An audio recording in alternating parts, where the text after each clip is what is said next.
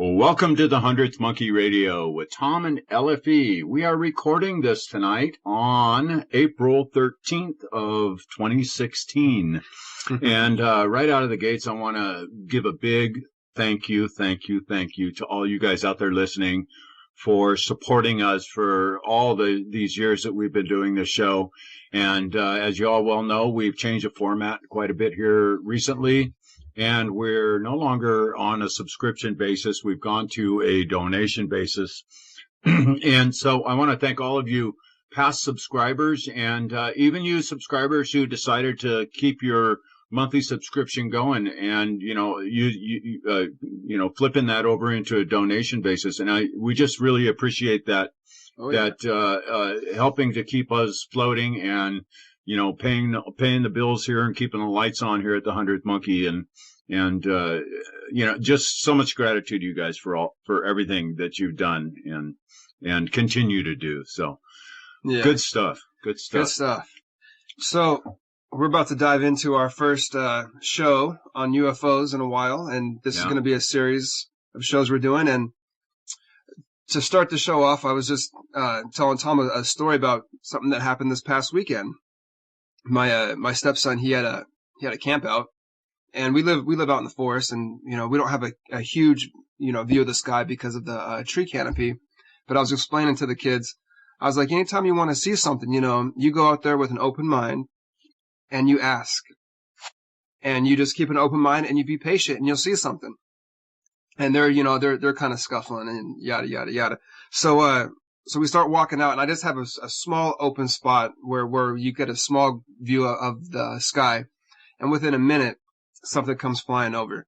And it's changing colors between white and blue and red, and it's not going in a straight line. It's wobbling back and forth, and it's speeding up and slowing down. And I'm watching it. And one of Kobe, my stepson, one of his friends, she was laying in a hammock. And the hammock borders a wood line, and she's seen it too. And she's seen it, and then she says, "Oh my gosh, did you see that shooting star next to it?" And this whole time I'm watching it, and I'm seeing flashes of light that look like almost like shooting stars that are coming off of it. But I see like 7 or 8 of them. And she had seen the object, but she'd only seen one. So it's just a good validation that this happens to me every time that I go out at night and I just open up and I ask to see something. Seek and ye shall find. Yeah, whether I'm here in Washington or it's happened in every state that I've done it in. It's happened all over here in Washington, every place I've gone to. At nighttime when I go out and I ask, that synchronicity thing just it blows me away, because my most amazing sighting was real similar to that. I mean, I walked out and it was a super frigid night. It was like in January here in Washington. It was like 10 degrees outside, crystal clear skies. And I walked outside to get something out of the truck, and I looked up at the sky, and I was just amazed at the beauty. I was way out in the boonies. Yeah. And I was amazed at the beauty of the stars. And I went in to grab my friend and had her come out and to look at the sky, because I was just awestruck at the beauty of the stars. And I walked out, and we were standing there looking up at the sky, and I said, Pam, the only thing that make this any better is if a UFO came flying over right now. And no sooner did I finish saying that than the most amazing craft I've ever seen, and I've seen quite a few things in the sky that were just unexplainable. Mm-hmm. The most amazing and most defined craft I have seen to date flew over the top of the hill and just paraded past me. I mean, it was in the sky for 5 minutes. And I was just flabbergasted. My jaw was dropped open, my mouth wide open. And, I'm standing 10 feet away from my camcorder, right? It's in my truck, and I'm just so awestruck by this thing. That's the last thing on my mind. But yeah, I just find that the way things are so connected to, it's undeniable that there is a direct connection between us and them, or whatever them is. Yeah. And that's what we're going to try to find out with this series of shows. I know we've done some UFO shows in the past, but we've really focused on the consciousness and spirituality end of things for the last few years.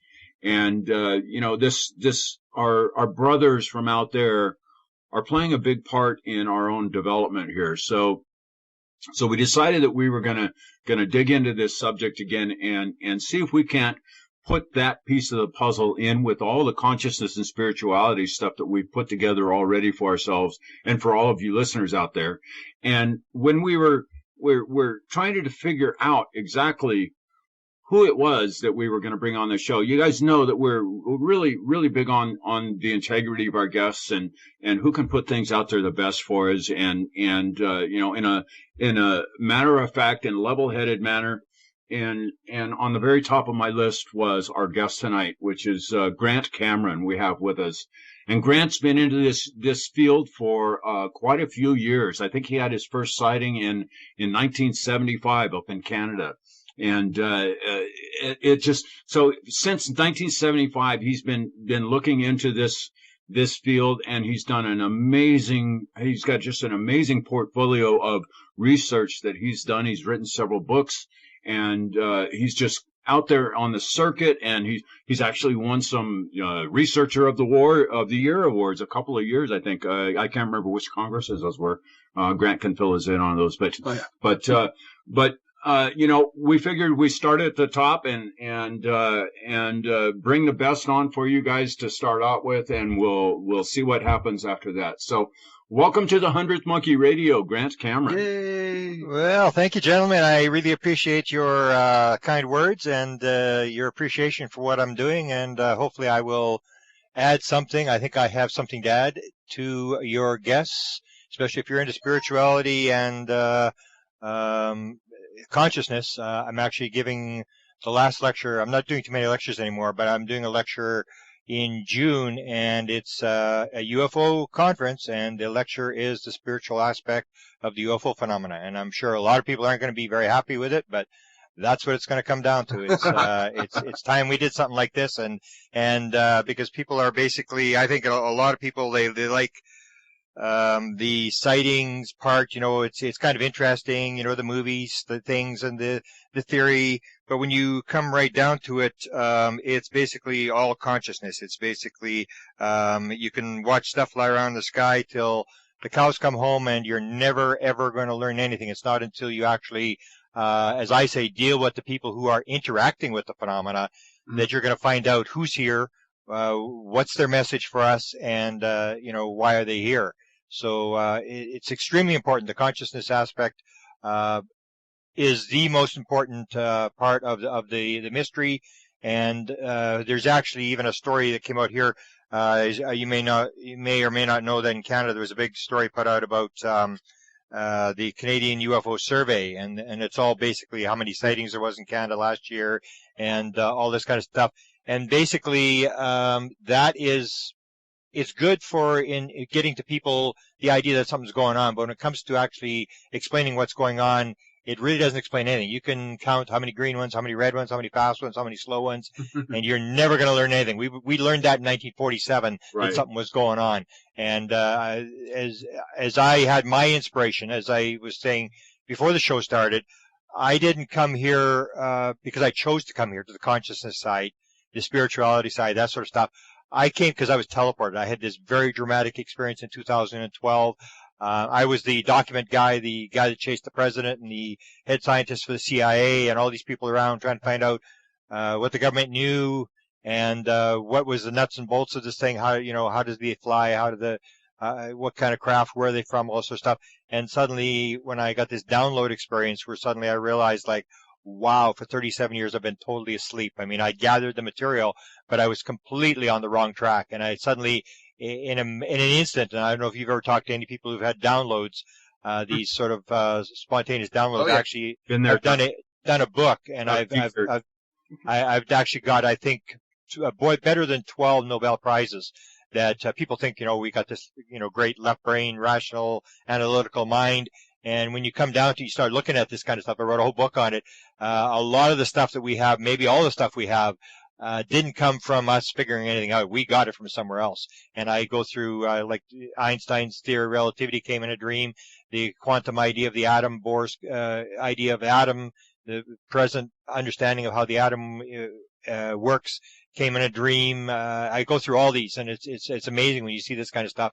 But my own experience in February 26, 2012 was just, it was as dramatic, maybe even more dramatic than my UFO sighting in 1975, which again changed my life. I mean, I think I've basically been dragged down one rabbit hole after another. I didn't intend to do any of this kind of stuff. I had no interest in UFOs that I can remember in 1975. I was going to university. I was interested in near-death experiences. I knew that in death. I was interested in Edgar Casey. But the only reason we went out to see what everybody was looking at was this small town was getting inundated by these flying saucer sightings that were being reported every day. And I just said to my friends, well, instead of us driving around the big city where I live, I said, why don't we go out and see what everybody's looking at? And we went out. It took us 3 months to go out.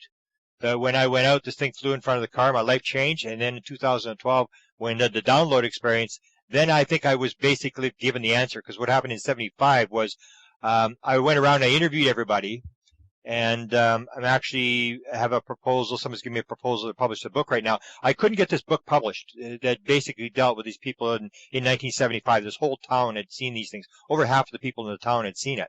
And so I wrote the manuscript, and the local publisher who should have published it said, Mr. Cameron, you may believe in this kind of stuff. Count me among the unbelievers. And I was just shocked. I went, holy God, this has been a total waste of time. And at that point, I realized that stories, that UFO sightings are interesting things you can tell your kids and your grandkids or whatever, and it's all very interesting.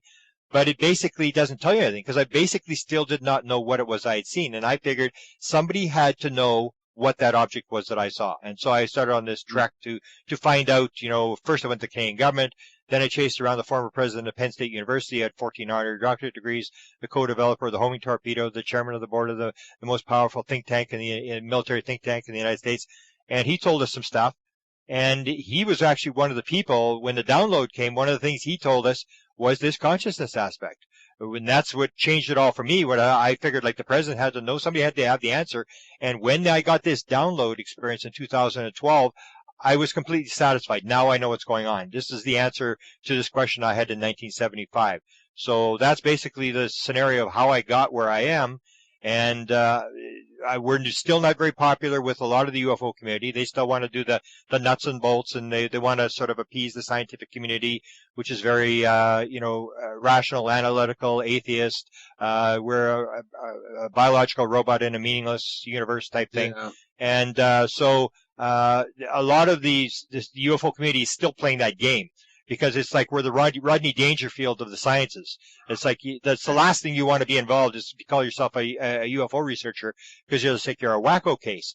And so everybody wants to pretend we're scientists. So we got to be, very skeptical, and we got to, look at it sideways. And anybody who says they've talked to an alien, well, that person's got a problem. And we go with this, nuts and bolts, or looking at sightings and counting how many red ones and green ones and fast ones and slow ones there are. And so I'm still not that popular. It's coming into the UFO community. More and more people are picking up on this fact that consciousness is what it's about. And the aliens have basically told us that, or the aliens or whoever is that's flying these crafts around are basically telling us this is what it's all about. Right. Real quick before we press on from here, I want to throw your website out there. It is presidentialufo.com, guys. So if you want to pop over to Grant's website while you are listening to this, there is a link below in the info tab, or you can type in presidentialufo.com. So anyways, I found that nuts and bolts aspect of the thing is an important step that we all have to go through. I mean, when I first jumped into this field, I had to go there too. I mean, I went through the whole shooting match. I did the whole Roswell thing, and I chased it up and down, and there's some fascinating stories out there, and there's so much evidence that it's beyond beyond the realms of unbelievable stuff anymore. I mean, there's just too much evidence to say it's not happening. So the proof is there that there's the nuts and bolts scientific end of things are there. So now, like you said, okay, what do we do with it from there? And so it's been the consciousness aspect that has definitely fueled my higher interest, I suppose is a good way to put it, into that UFO aspect of of what we're doing here on planet Earth. Yeah. So that's what it comes down to, is people will, for example, you'll hear a lot of stuff. Hillary Clinton has now talked about this thing, and John Podesta, her campaign manager, that they're going to disclose. And I talk about this in connection to consciousness, that if you have disclosure, this is like the Super Bowl. This is like, your team, we're these UFO guys, and our team has never won. And then suddenly here we are, it looks like we may be in the Super Bowl, and we actually may win the Super Bowl. They may actually come out and say, yeah, this thing's for real. But that, when you come right down to it, will change nothing. It's like the Super Bowl. It's like your team wins the Super Bowl. You have the big party, you do some drinking and celebrate, whatever.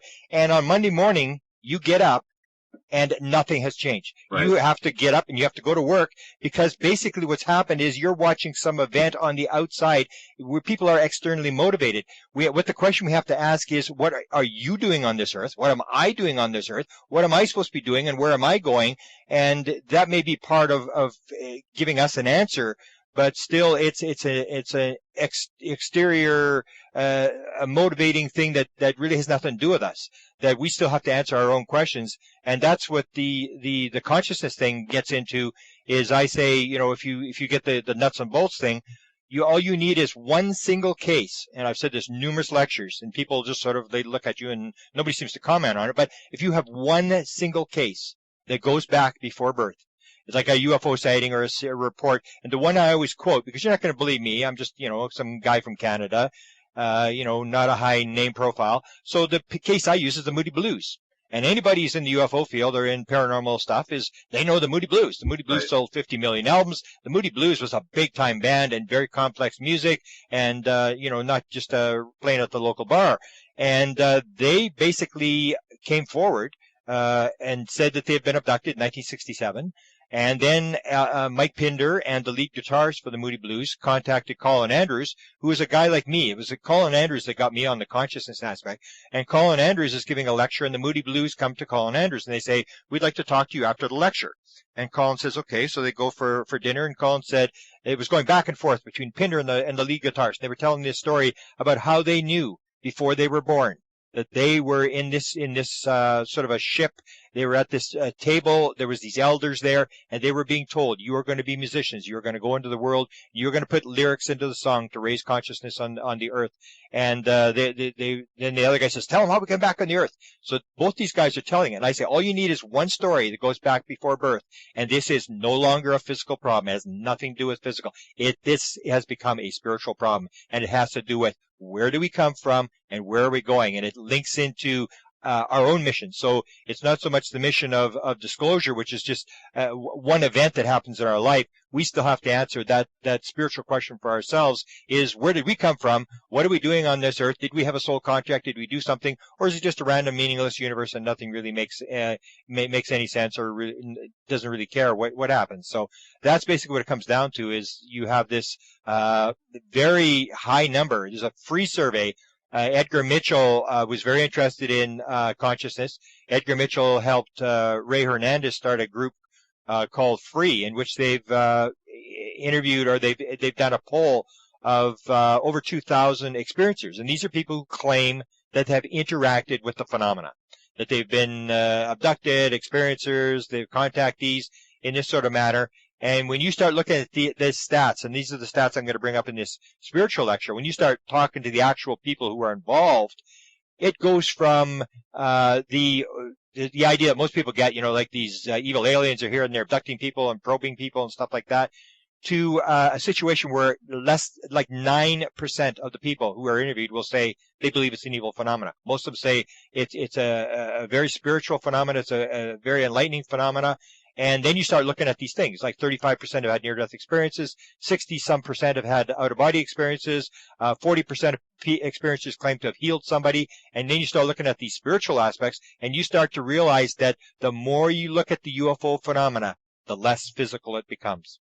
Yeah. Right. So do you feel in that scenario, do you feel that it's an alien being, alien meaning coming from a different planet from a different star system, or do you feel like it's more of a spiritual being or an interdimensional being?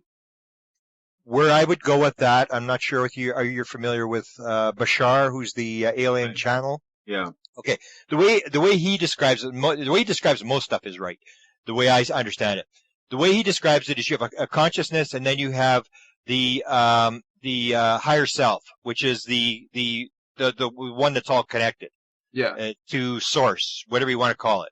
So you have the higher consciousness, and then you have the consciousness, the higher self, the consciousness, and in between you have what he calls the template reality. And template reality, that's where I say the UFO thing is the second most important story. The most important story to me is lucid dreaming.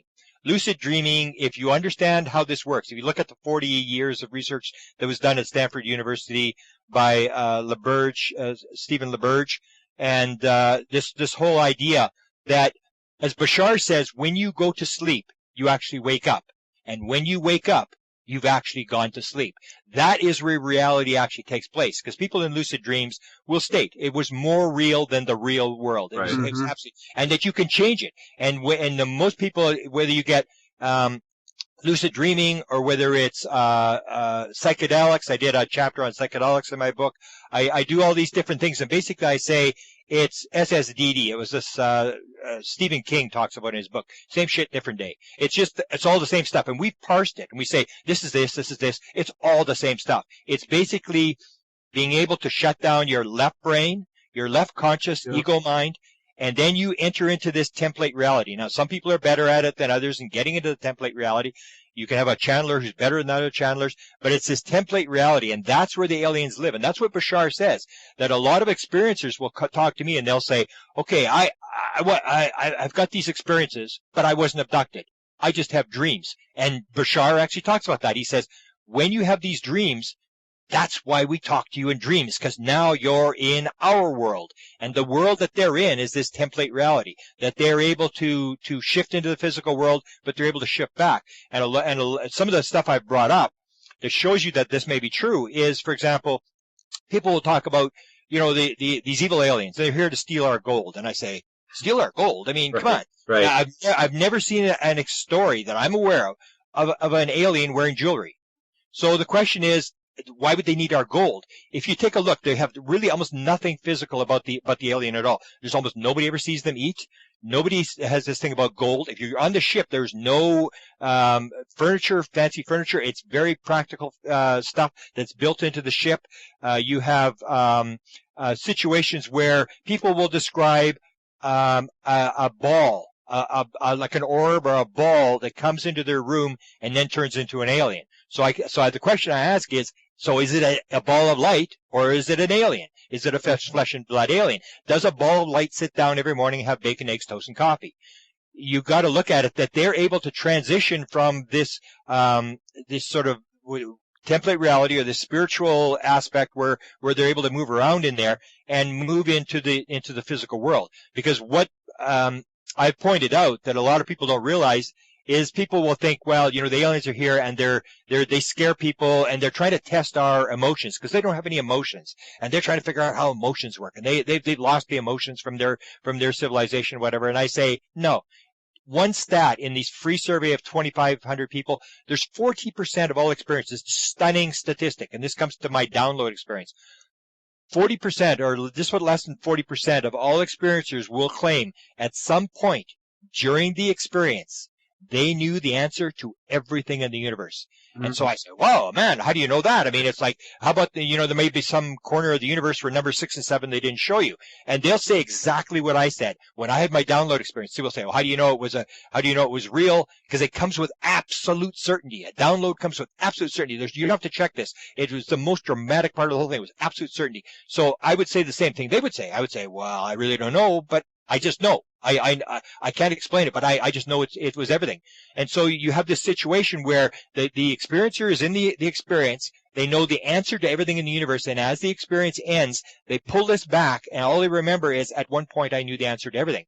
So if they knew the answer to everything, then the aliens know the answer to everything, because they're the ones that are pulling it back. They have the answer to everything. So they're not here to sort of analyze us or study us or whatever. I think they're basically here, they're alarm clocks. And they're in this environment, they're in this template reality in between conscious mind and the higher soul level, or whatever we want to call it, the source, I guess we could call it.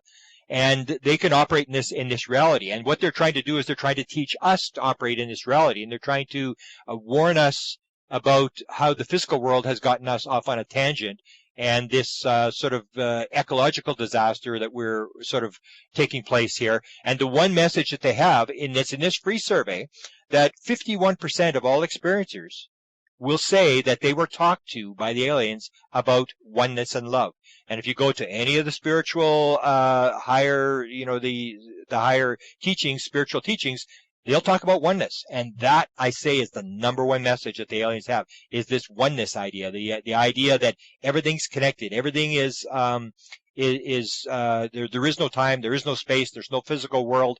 It's all this illusionary, what we call illusionary, but it's actually the template reality that can shift, and they can shift that template reality and come into our physical world, and we just don't understand it. We think it's like it's magical, it's paranormal, and it's not. It's just we don't understand because we're stuck in this physical world where we think everything's solid, and we think that there's time and there's space, and until you break out of that physical world idea, you're never going to get in there. And so you have people who have been able to do it through psychedelics, where people will say during a psychedelic experience, for example, the number one thing they'll say is, my ego was absolutely crushed. Your ego is your left brain analytical ego mind. And if you talk to remote viewers will say the number one thing you've got to do is you've got to shut down the ego mind. If you talk in hypnosis, you've got to quiet the mind. You go into this hypnosis thing, and you see all these different things, and it's exactly the same thing. That's why you get savants, which is what I studied in my book as well when it comes to consciousness. You look at savants, these people who can do 15 and 16 digit prime numbers, and can multiply 6-digit numbers in their head against each other, and they can't button their shirt, or they can tell you in the year 132,000 what day July the 11th was going to fall on and stuff like that. Right. And they all have left brain damage. So it's basically the same thing. It's this left brain shutting down the physical brain, and your right brain is your one that connects to the universe. And that's why you get these bizarre things with the connections where Roger Lear, who is the guy, the doctor out of California, who did all the implant stuff. And they asked him, they said, what are the things that are common among all the 16 or 17 cases that he had? He said there's two things. Number one is they're all right brain creative people. And the other one is that all the implants are on the left side of the body. And if you know, and I do a lot on this right brain, left brain thing, if you look at it, the left brain runs the right side of the body, and the right brain runs the left side of the body. So if they're putting implants on the left side of the body, they're connecting to the right brain, which is this oneness brain, not the rational ego brain. So all this stuff, when you look at it, it all starts to make sense. But what you see is you don't see so much as aliens. You see these people that I definitely think are in this template reality, that they're in there and they can move into the physical world. And even, for example, I'll ask people, for example, and nobody ever asks these questions. And I say, and I asked Betty Andreasen, for example, and she had her first experience. Her and her husband, asked them both. I did an interview with them, and they had 1944 as their first experience. So she was like a little 7-year-old girl at the time, and now she's like 80 years old. And I said, Betty, in your experience, you have one alien that deals with the person. He's the sort of like the handler. You'll do a lot of aliens, and they'll be doing the operations or whatever they're doing. But there's one alien who always deals with you, who will answer your questions, will calm you down, who's always there for you. And I said, do you remember the alien the first time? Yeah. And I said, I want to ask you a question. Did the alien ever get any older? And she says, exactly. I've asked piles of experiences. They all say the same thing. Nope, didn't get a single day older. But the aliens live longer than we do. So they rationalize this. But the thing is, the alien never gets any. In fact, John Mack will talk, and there's a number of cases where people, when you arrest the people, you go back and, it's like the alien was there in their last lifetime. I mean, it's like, and that's the whole thing, is for the aliens, you don't have this getting older type thing, and you start questioning, is it actually an alien, or is it somebody who's projecting into our reality what we want to see, like aliens? Because in the old days, it was, leprechauns and fairies and stuff like this, and now it's basically changed. It's almost like, as Bashar would say, or a lot of traditions would say, that your mind creates your reality, and that when you take it in there, when you go into, say, an abduction experience, people will be very frightened, and they'll think it's a horrible experience or whatever. And you basically, the question is, are they these evil aliens, or are the people taking this in with them? And what I would refer people to is the fact that exactly the same thing happens in DMT experiments. The DMT stuff that was done, the experiments in the 1990s, exactly half the people had these alien type experiences. And so is DMT is just like evil aliens doing this, or near-death experiences? Like, there's a certain percentage of near-death experiences where people have very, very evil sort of bad experiences. And the question is there actually like these evil bad things, or are we creating this in this template reality? Because when you get into template reality, if you look at LaBerge's research from Stanford University, you will see that whatever you take in there, that's what you're going to get. And that's what they say. And the other one that happens is if you look at the work that's being done at Johns Hopkins University with psilocybin, and they do these tests with like people who are terminally cancer. They got less than 6 months to live, whatever, and they'll give them this thing, and they do 8 hours of training to give the people an anticipation of what's going to happen during this experience. And they have 2 people in the room who are sort of like guides. And if one goes to the bathroom, one has to be there. One has to be there at all times, because 30% of cases, they're going to have this sort of, you're going to start going down the rat hole, this evil rat hole, where you're going to see a devil, or you're going to see something. And then what they do is they grab the person by the hand and they say, you asked for this, just go towards it, approach it, try to get an answer, and the evil thing goes away. And the same thing happens in lucid dreaming, where they will say in lucid dreaming that if you get attacked by a devil or a monster type thing, what you have to do is, it is there to give you a message, and you're to go and treat it with unconditional love and grab it and welcome it, and it will turn into something positive, and it will have a message for you. So this is this whole thing about how valid and how important consciousness is, that we are in a lot of ways creating a lot of this stuff with our minds. Right. That's one, that you've covered the primary UFO element that we're experiencing here on the planet. Now, I've contemplated a couple of different elements, in my worldview and the way I see things out there. There's a certain level of frustration that comes along with, why don't they just land on the White House lawn question, right? Why don't they make themselves apparent? Why don't they just say, here we are? With that question, there's a level of frustration that comes along with that when you look out at the world in the state that we're in right now. And within this field, we realize, and we know that when this becomes a known truth, then all sorts of other things happen on the planet. There's a cascade effect, a domino effect, if you will, that starts setting things straight here. I mean, there's going to be some trauma and turmoil that's associated with it too, but we have to go through that. We have to go through it. But in light of that question of why don't they just show themselves and say, here we are. I've contemplated that question and trying to figure it out for myself. And the only way I've been able to break it down is that there's maybe several different elements at play here.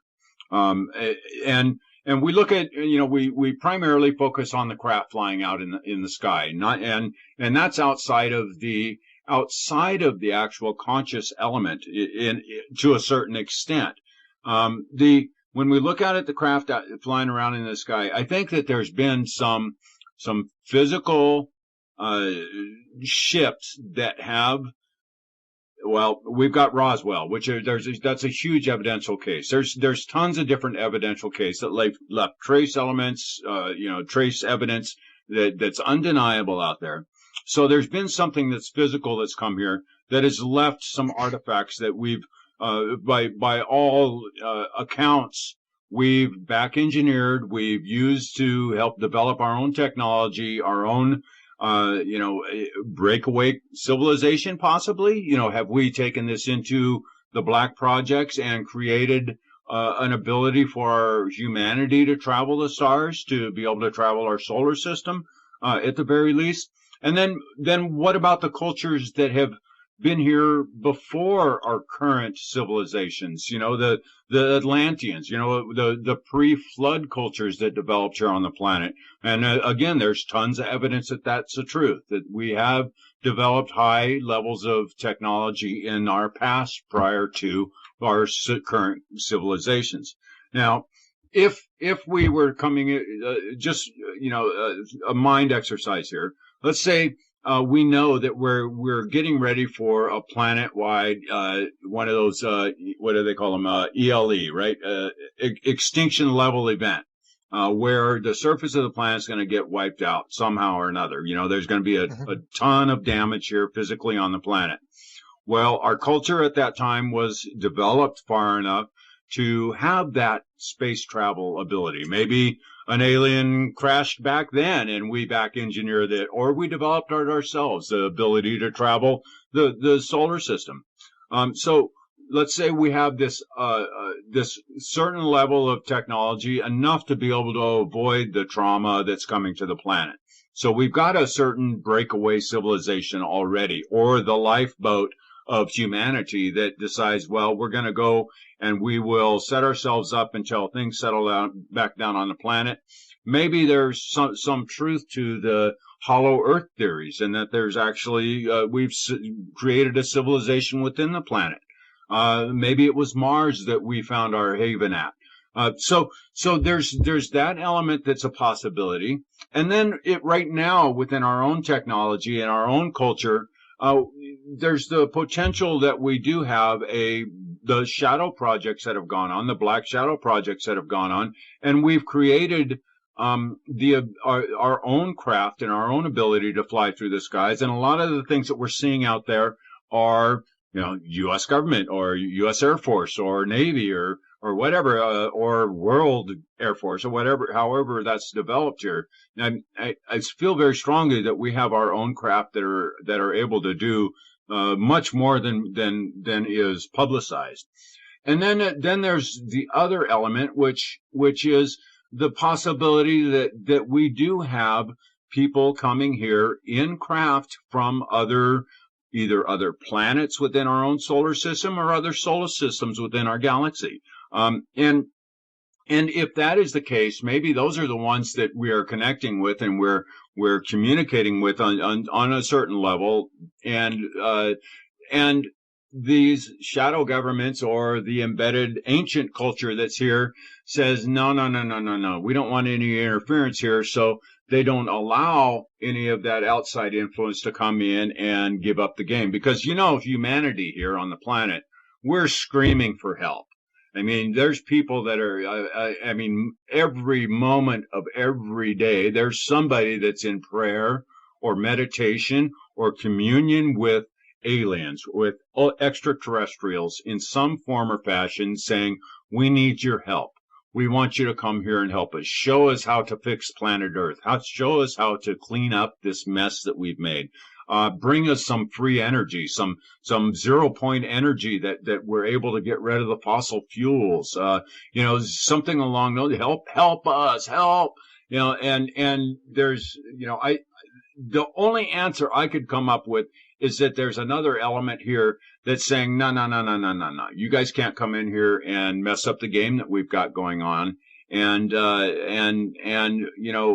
so us as humanity, as the 99%, are left here kind of at the will and whim of those who are that 1%, the ones who, the controllers. And I'm not saying that they're evil in any way, shape, or form. They probably feel that they're doing the best for us and keeping themselves in control.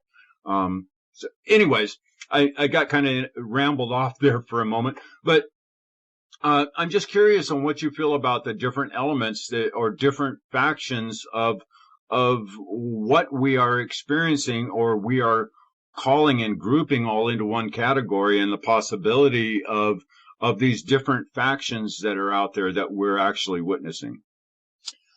You took a lot of points. I would have to sort of spell out where I've sort of changed my mind on a lot of stuff, even in the last couple of months. The one is I no longer really believe that there is a breakaway government. That is, to me, is the cover story. Like, I worked on the presidents for 30 years. And Bill Clinton uses this all the time. You know, I'm probably not the first president that they've kept in the dark or the bureaucrats have tried to wait out. You know, I tried to figure out about Roswell and I couldn't get anything. And then 2 minutes later, he's saying he got all the Roswell files and he read them. But what that basically is, where I've changed on that is, well, first let me say that the president is running the cover-up. That is the biggest secret there is. The president is the guy that's running it. And people say, well, the president doesn't know. He doesn't have a need to know. And you'll hear all these stories. And I always have trouble because I've never had a deep throat come to me and say, you know, this is highly classified material. This is a class 1 felony. Anybody that talks to you about top secret special access information and say, I'm going to tell you the secret, that is life in prison. That is the right. horribly, and that's what they're going after Clinton for. Hillary Clinton. She's got 3 documents in her e-file, her email stuff that they're claiming is this special access stuff. And this is life in prison. This is heavy duty stuff. So these people are telling the story, and there's a lot of them. And I dealt with the head scientist for the CIA, who commented on one of my books. He talks about this. He makes this statement to a friend, and the guy puts it on the website. I get him on Coast to Coast, and the guy gets confronted by this on his website. And there's Ron Pandolfi, and what Ron Pandolfi, the head scientist for CIA, says, we tell the president what he needs to know and hope we don't have to put him down. And so this is basically, you know, this is a guy that's saying, we'll kill the president. And he's the top scientist in the CIA. So I said, well, you know, did he get arrested? No. Did anything happen to him? No. Probably somebody talked to him like, why'd you say this? But nobody did anything, because that's the cover story. That's what they want you to believe. And when you start looking, what I've found is when you start looking at the mystery, as I say, the more you look at the UFO phenomenon, the less physical it becomes. The more you realize that they may not really know very much about anything. They may have some basic back engineering stuff, but most people think Roswell crashed. There was this, ship, and it had this little anti-gravity engine in it, and we got the anti-gravity engine out of the thing. We figure out how it works. So we can put them in SUVs, and we'll drive around forever, for free. And when you look at the Roswell thing, you start to realize, and that was part of my download, was the fact that the Canadian government in 1950 had written a document based upon what they had been told by American officials, not by people on the street, not by scientists, by American officials. They had asked, what's the deal with flying saucers? And they were told, flying saucers are real. It's the most highly classified subject in the United States. There's a small group headed by Dr. Vannevar Bush that's trying to figure out what's going on. It's of tremendous significance to the Americans. And then the thing that popped into my head during this download experience was said, and we were also told by American officials that other things might be associated with the flying saucers, such as mental phenomena. This is September of 1950. This is before Adamski. Any contactees came forward in 1952. That's when they started. All the contactees started about a couple days after the detonation of the hydrogen bomb. That's when they all started coming forward and saying, we're talking to aliens, and aliens say stop the nuclear weapons. This is like 16 years before Betty and Barney Hill's book was made public, and anybody knew there was such a thing as abduction. Nobody in 1950 was talking to aliens. And yet somehow the Americans had told the Canadians that mental phenomena was part of the UFO, the flying saucer program. So how did they know that? They knew that because in 1947, we now know that I think the predominant belief is there was 3 dead ones and 1 live one. So when they go to pick up the Roswell craft, they pick up a live alien, and there's a number of witnesses that have come on record and said that they were in the room with the live alien and that the alien was talking in their heads. And I can tell you, when it comes to classification, that would be the number one thing. Forget about what the craft is made of. It's like you can go and talk in someone's head. You can get in because that is like the CIA's wet dream. I mean, to go to Putin and get in his head and stuff like that. And that's where a lot of the classification comes from. So that kind of stuff is the stuff that I don't think they have. I don't think they've developed this because I say, and based on my download experience, the way they get here, the way they come through time and space is through the idea of oneness. There is no time. There is no space. And they are moving from one point to another point in the universe like entangled particles. You have a particle one section of the universe and one on the other section, and the quantum characteristics of the one, if you change the spin of the one, the other one will change the spin. It can be on the other side of the universe. It's this non-locality, the biggest scientific discovery of the 20th century. Non-locality, this fact that something can move through the universe or affect something else in the universe without touching it or without affecting it. So consciousness in this basic thing was the main part.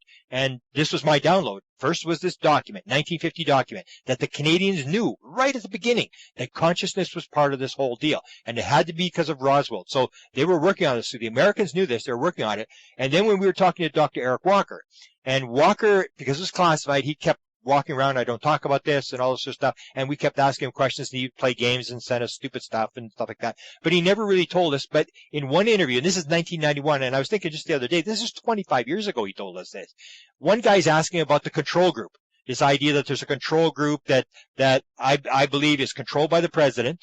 The president has absolute control over the whole thing.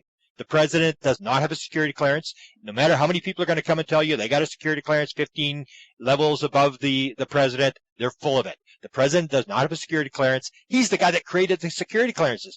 It's all done by executive orders, not done by law. So you have this situation where the president is running this, and then you start looking, do they have this consciousness thing? What happened to me after I got my download, Walker told us when we were asking about this control group of 12 guys, are they still running it? Is it an international group? Like we have this whole thing about the Illuminati and this cabal, David Rockefeller and his buddies in Europe are running the world, and they're running the UFO program and stuff like that. Is it that sort of thing? And that's the question he was asked. He said, look, let me ask you a question. What do you know about ESP? This is 25 years ago. After the Canadians were told in 1950 about mental phenomena, Walker says, what do you know about ESP? And the question seemed like totally off base. They may have anything to do with the question.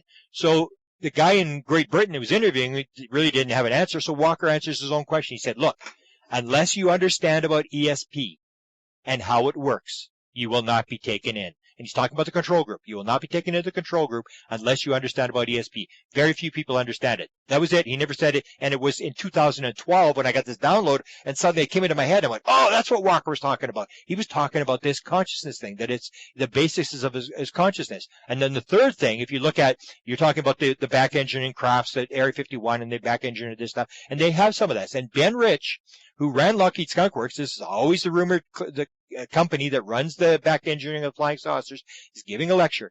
March 1993, 2 years before he dies, he's giving a lecture, UCLA alumni, engineering alumni, and he makes this famous statement at the end. He shows the flying saucer slide, last slide of the lecture, and he says, we now have the technology to take ET home. And everybody laughs. I think it's a big joke. And then people come up and people start asking questions. There's 3 researchers in the room, and one of them is Jan Hartson, who's now the international director of MUFON.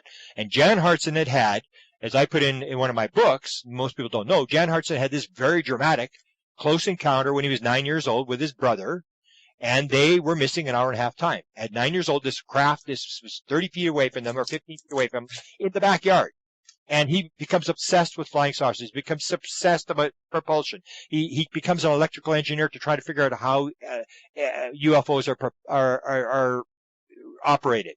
And so Ben Rich has answered these questions, said we've discovered the mistake in the equation. It'll not take a lifetime to do, but it's going to take an act of God to get this thing out of Congress because it's so deep black. It's so highly classified, you're never going to get this thing into the public. And so as he's leaving the room, Jan Hartson realizes this is my chance. I've waited my whole life for this. He goes running after Ben Rich. He said, Ben, I need to know. It's obsessed me my whole life. UFO propulsion. I need to know, Ben, how does the propulsion system work? How do they get here? And Ben Rich turns around, 1993, 2 years after Dr. Eric Walker. He said, let me ask you a question. What do you know about ESP? And Hartson said, well, I didn't know there was a question coming. So he said, it means everything in time and space is connected? And Ben said, that's how it works. Gets in his car and drives away. So when I get this download, that is how it works. It's all this oneness. It's all connected. It's the mind. And then to give you the next big event that tied it all together, I'm giving my first consciousness lecture. Once I've sort of woken up, gone from nuts and bolts to consciousness, I gave my first lecture in Arizona, in Phoenix, and I'm approached by Stacy, who runs the MUFON group in Phoenix, big group there, And she said, "Are you still going to talk to Pam?" And I said, "Well, yeah, I guess so." I figured, well, I must have agreed to this. So Pam comes over on the Monday to this house where I'm staying. And she says, "What did Stacy tell you about me?" And I said, "I don't know. I'm just supposed to talk to you." So she starts talking about she's a remote viewer and she's 6 years old. And she's a kid in diapers and she was being taken and she was being trained to levitate balls as a kid and stuff. And it's like, oh, whatever. I've heard these stories before and it's very interesting. And then this is like, you remember, this is 37 years after I had my first sighting. And I thought I knew everything. So I'm sitting there and all of a sudden she's sitting there and her boyfriend is with her. And she's in her 70s. She's like, in fact, we just interviewed her last week. She's in a hospice in Seattle, dying, and she gave it the only interview she's ever given, and we have managed to get this on tape. She never lectured, never gave an interview, but she approached me about this consciousness thing. So she says to me, she's talking, and then she says, "Yeah, and last night I was flying the craft," and I said, "You're what?" "I was flying the craft." I said, "You're flying the ship?" "Yeah." "You flew the flying saucer?" I said. And then she said, "Yeah," and I said, "How do you fly a flying saucer?" And she said, and it just blew me over. She said, "What do you know about ESP?" "You do it with your mind." And I went, "You do?" And suddenly I realized why they'd set this woman up with me. And after that, I came across, I've got about 36 people that all will say, "I got these flying dreams, I'm flying the ship," or whatever. And I would say, "Hang on, let me ask you a question before you go any farther. How do you fly a ship?" And nobody has said anything different. Nobody. Everybody says the same thing. You do it with your mind. The free survey is one of the questions. I said, put it on the survey. Ask the people how many have flown the ship. 14% of these 2,500 experiencers say, "Yeah, I've flown the ship." So the question is, why are they letting you fly the ship? And number two, how does this consciousness thing work? And when I got a tape of one guy who's a major guy, Warner Brothers is going to actually do a movie on his case. It was such a dramatic case, big-time businessman out of North Carolina. And he flew the ship. And I just talked to him, maybe 6 or 7 months ago in Maine, and I said, "Chris, you flew the ship?" And I said, "I got to interview. I'm going to phone you. I want to interview you. I want to tape it. I want you to tell me exactly how it works." And it's this idea where he comes to the ship, and then the ship is there, and it's got this sort of a hexagon type skin on it. He goes inside. The craft is way bigger inside than it is outside. People will always describe this as bigger inside the craft than outside. And so you start looking at, is this really physical or is it some sort of projection?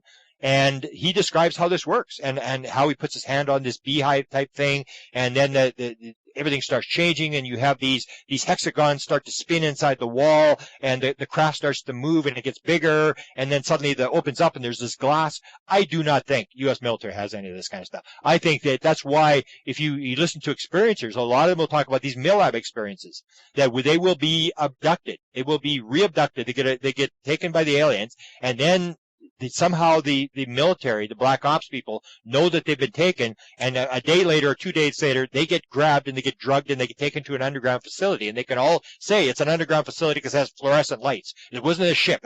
We were in a facility, in a military facility. The guys are walking around. They got name tags on. They got uniforms on, stuff like that. And they will be taught to levitate stuff. And they will go through this whole thing, and they want to know, what did the aliens tell you? And these guys, a lot of the ugly cases are these guys. They're very, very aggressive. A lot of, not torture, but very aggressive, yelling at people and stuff like this. And what they're trying to do is they're trying to find out, what do the aliens tell these people? So that gives me the indication that the black ops people are the same as us. They're trying to figure this thing works. And the last thing that indicates that I don't believe there's this breakaway group who has the technology, because, as I said, the technology is oneness. That's how they get here. They come through time and space, and you have to understand the concept of oneness, that everything is connected. We're all leaves on the same tree. And that if you get the military people, that's the concept they're missing. They're still in the concept of me versus you, separate objects in time and space. You can move objects in this sort of thing, and that there's good guys and there's bad guys, and they don't understand the concept of oneness, which is, I think, the reason we can't get off the planet. The only difference between a human and an alien is one thing, primarily. One thing, and that is aliens are telepathic, and we are not. And telepathy is worked on oneness. That's how it works. Everything is connected. So the minds are all connected. That's how they get here, because they understand oneness. They understand telepathy, and that's why Ben Rich said, "What do you know about ESP?" That's what Walker said. "What do you know about ESP?" That is the key part to this whole thing. That's how they get here. That's how it operates, and that's their number one message, as they told one Brett Oldham, who was a one guy who was actually shown a cancer formula by them, and he confronted them. He said, "Let me ask you a question. What's your concept of God?" And the alien, the handler, the guy that answers all the questions, said, "We are one with the one who is all." And you'll see that message over and over again by the aliens, this message of oneness. So basically, they are alarm clocks. They are here sort of giving us warnings, and they all appeared in 1947, because I did the presidents, and I know that before Roosevelt, there was nothing. There was no UFO cases, and presidents have very, go back to Adams or Washington or Lincoln. They all had very heavy files. People were keeping the files of what they were saying and what they were doing, and there is no UFO stuff. It does not start till we start with the atomic bomb. That's when everybody appears, and that's the whole, again, about the idea of oneness, that if you have entangled particles from one side of the universe to the other, and if you affect one particle over here, and this one is conscious, it knows you've affected the other particle, and it changes its spin. That means subatomic particles, protons, all these things are conscious. They're aware of what you're doing to the other particle. If that consciousness exists at that level, then if we detonate an atomic bomb and everything is connected, everything is one, is the universe going to know that we detonated an atomic bomb? Absolutely. Everybody's going to know, and that's why everybody suddenly appeared and on the planet, because this vibrated through the entire universe. If everything's connected, everything's one. So the oneness is very important, and I don't think that the government has as much as they're claiming, because a lot of this stuff, especially the deep throat stuff. If a deep throat, I said, I've never been contacted by a deep throat. My first question to a deep throat, he came and said, I've got a higher security clearance than the president, and I know all this stuff, and I'm going to tell you. I'd say, are you a patriotic American? He'd say, yes, I am. And I say, did you swear an oath to uphold the Constitution and obey the law? Yes. And I'd say, and then you swore an oath to keep this secret. Whether it's right or wrong, military is not for you to guess whether what you're doing in the military is right or wrong. And you violated that, and you lied to the government about this very secure oath that you took. And now you're going to tell me, a Canadian, somebody who's has no need to know, you're going to tell me what's going on? So that's very questionable. Anybody who's a deep throat to me is very questionable. Why are they violating security oaths, and why is nobody going after them? And I wrote a whole book about that, about how the government is gradually leaking the story. So what they do is they take these deep throat people, and then they come and they tell you a story that tells you the truth, surrounded by a bunch of lies. And what happens is they'll give it to people like John Lear out of Las Vegas. And that's what happens with the Area 51 story. That story was leaked to John Lear. What they didn't realize, because John Lear was like a crazy guy who had all these crazy ideas about souls on the moon and stuff like this, just weird stuff. And they figured, well, we'll give the story to John Lear. He'll tell the story. Everybody will say, it's John Lear telling the story. Don't listen to it. It's a bunch of garbage. But the story about back engineering flying saucers to Area 51 will get out. What they didn't realize is that John Lear would go to KLS TV and George Knapp in Las Vegas. George Knapp would do the story, and it would go viral around the world. And suddenly there was like people up in the mountains looking down on the base, and they took them about 2 years to get the story back under control. That it sort of backfired, that it sort of got out of control. But that's how they do it. They leak a lot of the stuff that you're getting on all these black ops stuff. It's highly classified. They're not allowed to talk about the actual story. So what you're hearing, and I maintain what you're hearing, is disinformation. Well, not disinformation. It's information surrounded by disinformation. They want the story, but they want to keep the classified aspects of the story because it's all military. It's about the bad North Koreans and the bad Chinese and the bad Russians, and we're the good guys in the world, and we need to control this because if there's ever a war, we're not going to put our cards on the table, because we put our cards on the table, the Russians might have the cards we're missing, and they'll get our cards. So everybody's holding their cards. Nobody wants to show what they've got, and everybody's playing the game of pretending they don't know what's going on. And even the Chinese, one guy, his guy name is Scott Jones, that told me the story. He was an assistant for Senator Claiborne Pell, the head of the Foreign Relations Committee in the Senate, the most high-ranking Democrat at the time, and he was working for him. He was interested in paranormal phenomena and stuff like that, and so that's all Scott Jones did. He went to psychics and mediums and parapsychology conferences and UFO stuff, and he was in China, and he talked to the Chinese, and the Chinese said, well, you're working for the government. And he said, no, I'm working for Claiborne Pell. It's not really the government. It's, no, you're working for the government, because in China, of course, everybody works for the government if you're moving around like that. And he said to the Chinese, why don't you disclose? Why don't you disclose what you know? And they said, let us tell you. The minute the Americans disclose, we'll be a close second. And it comes down to this thing, we're not putting our cards on the table. Everybody wants to see what everybody else's cards are. So I have very grave doubts, and that's why I say the more you look at the UFO thing, the less physical it becomes and the more complex it becomes. When you start hearing these stories about how this thing operates and how complex this thing is and the technology these people have, as I guess the definition would be Edison, Thomas Edison said, and this is true about the UFO thing, we don't understand 1/1,000,000th of 1% of what's going on. It is that complex. They understand it, but we are so far behind. And I think a lot of what you hear is military bluster. It's people in the military say, yeah, we get everything under control. Don't worry about it. We're back engineering this stuff. The aliens, we're shooting them down and all this kind of stuff. I don't think they have any control. The aliens are running the show. The aliens are doing the disclosure thing. Even the Scott Jones guy that I mentioned that had talked to the Chinese has stated to me that he and one other person are in contact with the aliens, and that the aliens have told them they're trying to get a meeting with a foreign leader, and they're going to exchange a very high level piece of scientific information that would be very valuable in exchange for the government allowing a scientific study at a university to look at the implications of disclosure, because the aliens are saying that this thing has to be talked about before it's disclosed. And I wrote an article. If you go to my website, presidentialufo.com, I wrote an article on there it used to be called the 64 Reasons They've Decided Not to Tell You the Truth. I think it's called the Reasons They've Decided Not to Tell You the Truth. And I go through like 64, 65 reasons why they're keeping this thing covered up. And you start looking at some of the stuff that might go wrong, and you realize that, no president in his right mind is going to release this thing, because there's so many things that could go wrong that they can't anticipate, and politicians are gutless wonders who will not do anything unless they absolutely know what's going to happen, that they know what the end result is. They're not going to take any chances. They're very cautious, and so I'm very skeptical of these stories about the military they may have some technology, but they definitely don't have the oneness, because they don't portray the oneness thing. They're still into this, everybody's an enemy, we're the good guys thing, and that's separation. That's old school thinking. The oneness idea is the Ronald Reagan thing, how the world would unite if we were faced by a threat by an alien. Well, I think, it's a prerequisite to become a politician or within the government to be very left-brained. Yeah, or very egotistic. I think it's all about ego, and so if you've got ego, you're not going to put your ego in line. You want to be the guy that has, like Obama now, 4.9% unemployment, the economy's growing. Got people out of Iraq and Iran, and troops aren't dying there anymore, and everything went well. And I'm going to go down well in history. That's what they're trying to do. They don't want to take anything that's going to be like, Mr. President, the stock market could melt down. It may not, but it could melt down, and we can't open the stock market, because if you had the 9/11, when they closed the stock market, the only reason they could open that stock market again is because they made the announcement. They said, anybody stands up on a plane, we're going to shoot them.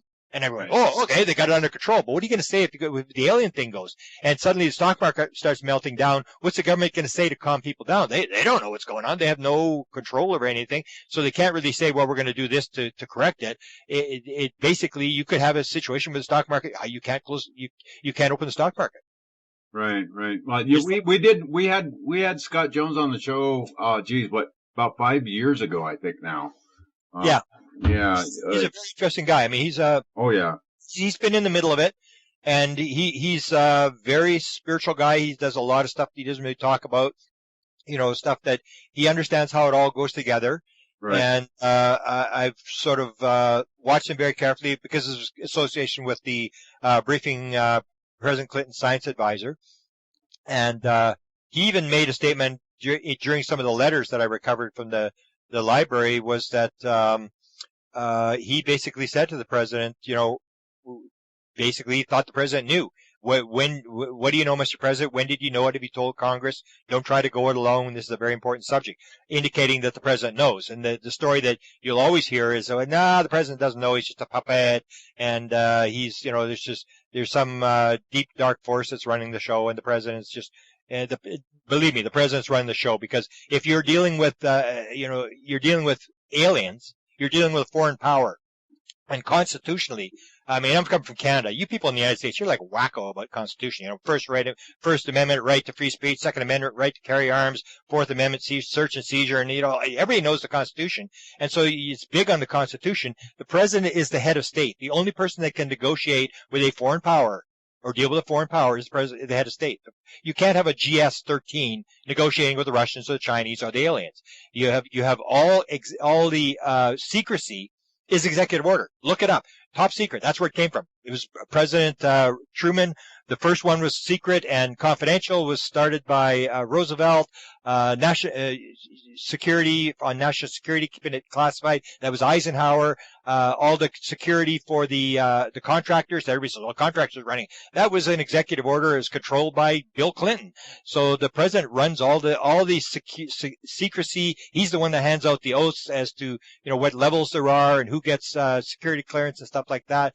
He's the head of all the intelligence agencies. People say, "Well, the CIA's covering it up. They're not telling the president." Well, who are they telling? Because if you look at mission statement CIA, you'll realize that the CIA has only one job. They don't sell Trump steaks. They don't sell cars. All they do is one thing. They work for the President of the United States. They provide intelligence for the President of the United States. You can look it up. That's what they do. And for his executive staff. And if you look at, he's the head, the commander of the U.S. military, the civilian commander of the U.S. military. And you take a look at this, as I said, you guys are crazy about the Constitution. When the president is going to get sworn in next January, on the day of the inauguration, there's going to be 2 nuclear footballs. I was blown away when I heard this. There will be one for the incoming president, one for the outgoing president, because Americans are so anal about the Constitution that they worry that it's going to be 30 seconds or 1 minute when the commander of the U.S. military is not going to be in control of the nuclear weapons. So they have 2 nuclear footballs. And so if they're going to be that anal about the Constitution, you get a situation where people are going to say, well, the president's not running the country, but we'll sort of look the other way. No, people are into the Constitution. People will walk, as they did after 9/11, when George Bush turned the satellites inward on the United States and started tapping phones. Most people don't realize that the Attorney General has to sign off on all programs. Black programs, everything has to sign off that they're legal. So the lawyers look at it, and they would not sign off on this black program to tap American phones to look for terrorists inside the United States. And so the Attorney General was Ashcroft at the time. He had an appendix attack. He was in the hospital in intensive care, and Bush sent his people to the hospital to get him to change his mind and sign this as being legal. And he said, "I'm no longer the Attorney General," and he pointed to the Assistant Attorney General, and that guy just shook his head. "I'm not signing it." The Attorney General, the Assistant Attorney General, and about a dozen people, the FBI Director, all handed in their resignation. If it was illegal, if it wasn't kosher, constitutional, there would be a defection, as there was in this case when you had like 13 or 14 high-level officials all put in their resignation saying, "Mr. President, this is illegal. You can't do this. We aren't going along with it." You can't have that with UFOs as well. And nobody's defected. There's been 13 presidents have handled this thing, and they've all handled it. And the reason they're dealing with it, because it is so much more complex than you think. As I say, the more you look at it, the less physical it will become, the more conscious it becomes, the more it becomes like ghosts and aliens that are moving in and out of our reality into a template reality that you can't track them, you can't do anything to them. They're running the show, and they know how it all works. And we are just stumbling around in this physical universe thinking that everything's physical, and we're totally off base. And it's not. You'll never solve it unless you get to the consciousness thing. You will never solve the UFO problem by hardware, because it's not the hardware. It's a lot more complex than hardware. Yeah. Well, my journey on this consciousness path started with investigating conspiracies, and one of the things that I didn't want to focus on was UFO conspiracies, because there's just too much stuff that I couldn't tell what was true and what was false. So I was going into 9/11 and assassinations and all different types of threads in that manner. But it seemed like each one of them was coming back to the UFO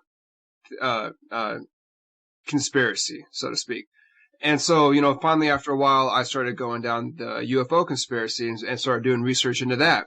Mm-hmm. And it seemed like the more I went into that, then, spirituality and consciousness started coming up.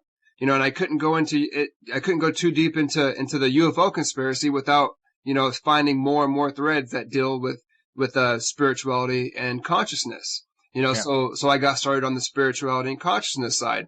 But one of the questions I have for you is that, we hear a lot of people talking about, I have contact with Palladians and I have contact with Syrians and Andromedans and, all different sorts of alien races. Now, do you think that that's the way that they describe it to themselves, what they're having contact with, is that, we're stuck right now in this third density, right? Or this third dimension. And so we need something tangible. We need to be able to put labels on things, right?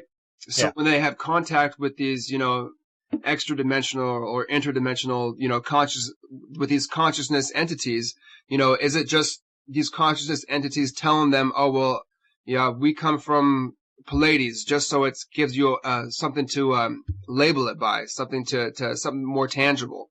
What do you think about that? Well, that's what I was questioning with this thing about the alien never getting any older, where you start looking at some of these sort of intricate problems and you start thinking, well, maybe this ain't alien. Maybe this is something else. It's definitely template that where they, for example, Bashar talks about his civilization is a physical civilization moving towards a non-physical civilization that's all telepathic, but it's in a different dimension.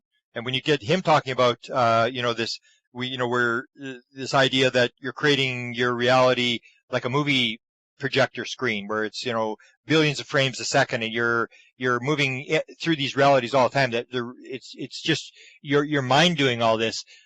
That's where it starts looking like, yeah, it could be, especially if you get a Jacques Vallée, this idea that it used to be fairies and stuff like that. Or if you look at I do a lecture. I haven't done it for a number of years, but I do a lecture about people. When you're in it as long as I have been, you realize very important fact, and I can never convince anybody this is true, especially people who've just got into it, it wasn't always like this.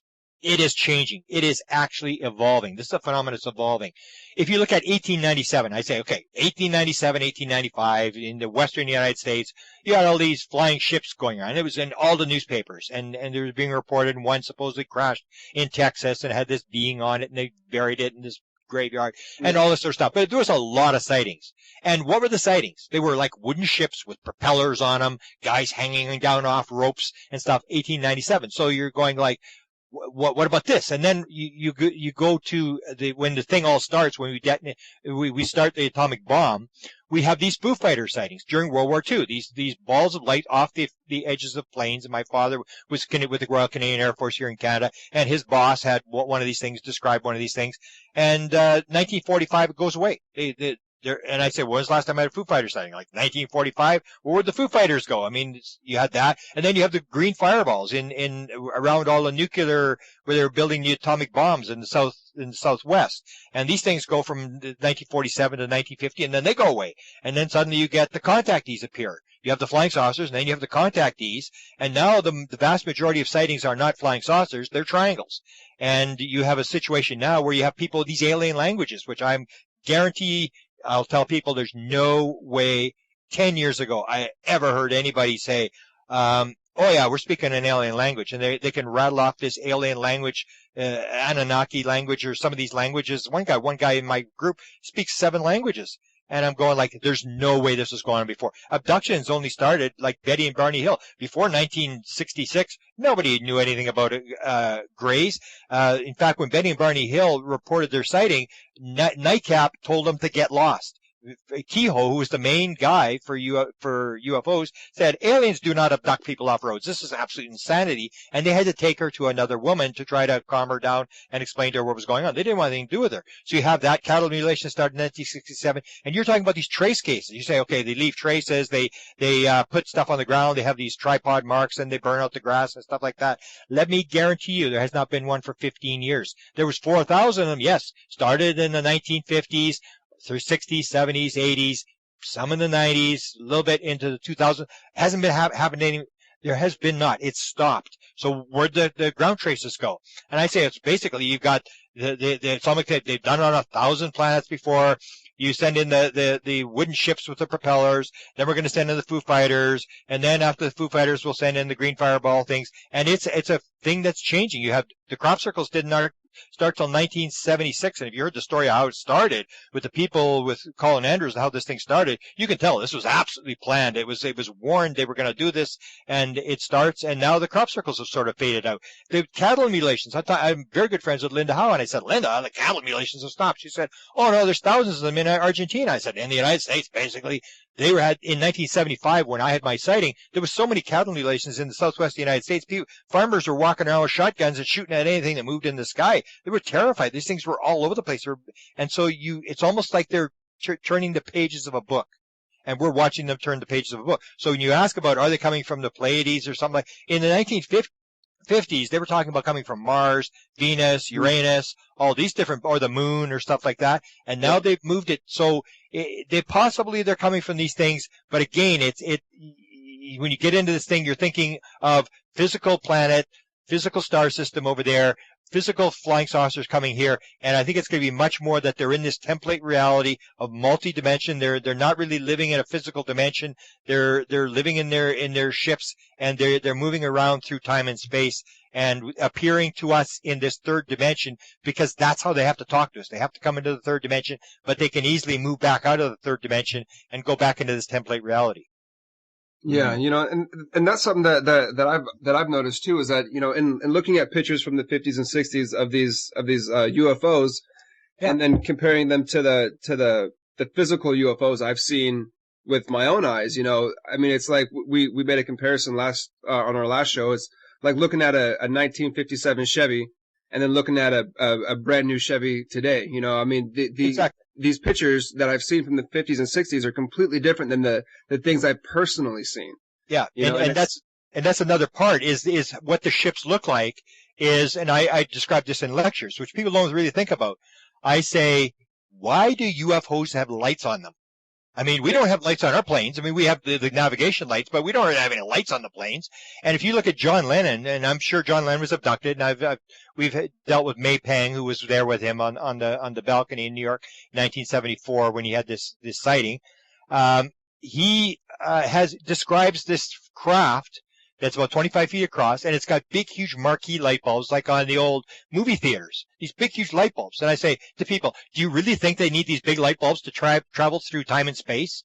It's there it's just, so if you see I say to people, if you see a UFO, you are part of the game. Because people it's one of the other things is people want to play the physical game. They want to play because science runs the show right now. So they want to play the physical game. It's physical, and we go back to the physical thing, all sorts of stuff. And you get to this idea that it's really not so physical, and that they can move around, they can change, they can show different things to different people. And so you have a situation where people will believe, because they believe in the scientific physical world of biological robots in a random universe, everything's random. So they say UFOs are random. They just happen to come here. They just happen to find us coming through time and space, and they were flying along, and they happen to run into the planet, and they're looking around to see what's going on. And no, if you see a UFO, this is not a random event. It has lights on it. You are meant to see it. That's why they have the lights on, so you can see it. And it's almost like the abducted thing. We know this for a fact. People won't admit this on sightings, but when it comes to abductions, people will admit this. Everybody knows this. If you have had an abduction experience, when we regress you, you are a lifer. It has been happening your entire life. It didn't start when you're 20 years old. And the reason they take you when you're very young is because they got to get you before the left brain fills your head full of garbage and gives you this physical worldview. Once you're 20 years old, the aliens could care less about you. And I even do the thing. I wrote a book. It's not out yet, but I wrote a book on musicians. A great number of musicians who are all right brain creative people and who really don't care what people think about them. There's huge numbers, massive, of the major musicians of the 20th century were all into UFOs, and great number of them were experiencers, were abductees, like Cat Stevens, John Lennon, Elvis Presley, Moody Blues. I've got a list of about 35, some of the most major guys. And the other thing is there's a right brain, left brain thing. The aliens are taking the musicians, I believe, because if you got a kid, when the kid is between 1 and 10 years old, you're his hero. The minute that kid turns 10 years old, it's like, Dad, get away from me. You idiot. You know nothing. He can see that you're not his hero anymore. And his heroes becomes his friends and his musicians. And that's why they try to get the message across through musicians, because the kids, the people that the musicians are dealing with are between 10 and 25 years old, and they're looking for a path in life. They're looking for something other than their stupid father that to give them a sense of their own worth in the world and what they're going to do. So they're looking, and so you have these things where you're taking right brain musicians, because another thing I found, that the vast majority of the major musicians of the 20th century could not read and write music. You think, well, because wrote music, if you go to music lessons and you practice scales and stuff like that, like Paul McCartney said, I've never done a scale in my life, and I don't ever intend to do a scale because that would ruin my music. And so you get, like all the Beatles couldn't read and write music, you get these people who are sitting there and waiting for inspiration. And they're right-brained, and that's the type of people that aliens are dealing with. The same as you get mediums. There's this one study done with mediums, that 13 of the one study, there were 16 mediums they had tested. Out of those, 13 of those mediums had childhood abuse issues, sexual abuse, verbal abuse, all this kind of stuff. And basically what happens there is this, say a girl, if she's being abused as a young kid, actually shuts the world off, because that's the only way she can survive. So she shuts off that world, and basically what she's doing is shutting down the left brain, the rational analytical brain, and she pops out into this world, and she starts talking to ghosts and stuff like this. And I remember I was in Toronto, I was with a producer, and I was telling them this theory, and I think the aliens do the same thing. They traumatize people to sort of force them to dissociate, to shut down the left brain. So I was with this producer, and I was telling him this theory. He said, no, I don't believe that. And it was weird. It was like a synchronicity thing. This girl comes up, and she's a medium, and she's at this UFO conference, and she's got these UFO photographs. She was babysitting a house, and there's this security camera picks up this object around the car, and it's there. And so she's showing us this thing. And then I said to her, watch this. And I said to the producer, I said, Osi, can I ask you a personal question? She said, yeah. I said, you're a medium? Yeah. I said, what was your childhood like? She said, oh, it was terrible, sexual abuse. She goes in this, I'll go to the producer and say, see, I told you. And it's this whole thing. It's like you're able, whether it's through meditation, through psychedelic drugs, through abuse, even if you take a look at the mind control, the Montauk stuff, and it comes back to you when you go through this stuff, and suddenly you go, the Montauk stuff, that's what they were doing at Montauk. They were doing this sexual abuse of these young boys, and they were doing this psychic thing. They were forcing them to dissociate, and they're building up the psychic power. And so you get, whether it's the MK Ultra experiments, the LSD experiments by the CIA, it's not that they wanted to test LSD. They had a live alien. They knew that this consciousness thing was very important, and they started doing the MK Ultra stuff. In fact, it was done out of Canada. When this memo that I mentioned that talked about the most highly classified secret and the fact that mental phenomena was involved, that was done, written in September of 1950. In 1951, the first MK Ultra experiments were started at McGill University, about 60 miles down the road from where that memo was written in Canada. And it was Ewan Cameron started this thing, and he was doing psychic driving and all this kind of stuff. And they were into this thing. They were trying to figure out how the consciousness worked, because they realized that there was this great potential. They had this live alien. They realized that you could do this kind of stuff. And that's where it all came from. And once they started with the LSD, they realized you could open up this kind of stuff. You could pick up, people started to become very psychic and all this kind of stuff. And it's been confirmed by this free survey. I would highly recommend phase 2 of the free survey. Get it. Their site is called experiencer.org. Look at the phase 2 results, and you look at that and tell me that spirituality is involved. It's unbelievable. It's like how many believe reincarnation is part of it, and it's like huge percentages. How many have had ghost experiences? Huge percentage of it. Because once you're able to dissociate and get into that, you're tapping into the same world. You'll have a lot of experiencers will claim that once they've had the experience, suddenly they got ghosts in the house. They got poltergeist stuff flying around in the house, and it's basically they've moved into that template reality thing. They're able to pop in there, and it sort of rips the veil, and all this other stuff starts popping through, and they think it's ghosts, and I say no, it's all the same stuff. You're just opening this thing up. You're more sensitive to this kind of stuff, and it's all the same stuff. It's basically we're just parsing it, and it's the key thing. I emphasize over and over again, when you realize, the more you look at the UFO thing, the less physical it will become, and the more you will see the consciousness thing, that's what it's all about. Right, right. So we're on board with, it's been an evolving phenomenon. The way it's been changing. From the Foo Fighters to the green balls of light to the et cetera, et cetera, et cetera. It's been changing and evolving throughout time. Do you see this as an intentional conditioning of the collective consciousness? Oh, absolutely, absolutely. That's what the people are. What you'll get is they will tell you that. That's part of the thing. If you look at the free phase 2 survey, I can't remember what the percentage is, but that the people, they ask, do you believe you're part of a mission to raise the consciousness on the earth? And it's high. It's like 90% or something like that. They'll say, oh yeah, I believe this. Or so you get this sort of thing. And the aliens will actually tell you this, that this is part of what it is. And the other thing that you get is a huge number of experiencers who are new, who they know something's happened. They really haven't been regressed. They haven't gone through it. They really don't know what's going on. But you say to them, one of the questions I always ask them one about the alien getting older, but I say, let me ask you a question. Do you believe you have a mission? And they go, yeah, I do. I don't know what it is, but yeah, I think I got something I'm supposed to be doing. I don't know what it is. Or they'll actually, when they get into the sort of the regression where they start to figure out that they've actually been abducted and they're being taken to class. I got a guy from England, just terrorized. He came and talked to me after a lecture in England, and he said to me, it's destroying my life. He said, I can't, they're pulling me every night, and I'm in school and stuff like that. And he basically, a lot of them will ask the question. They'll say, what the heck are you doing? Why do you keep pulling me for? Because I don't remember, because I always pull back the memory of what you're doing. And they'll say, I don't remember what's going on. I can't work. I can't sleep. You keep pulling me every night to go to this stupid school thing. People in school. And the aliens always say the same thing. When the time is right, you'll know what to do. And so, it's gotta be 90% of all experiences, maybe more. If you ask them, do you believe you've got a mission, that you're going to be doing something or something's going to happen? And they'll all say, yeah, something's going to happen. Try to pin it down. They'll talk about this, the screen that they see on the ship. I'll ask them, have you seen the screen? Oh, I have seen the screen.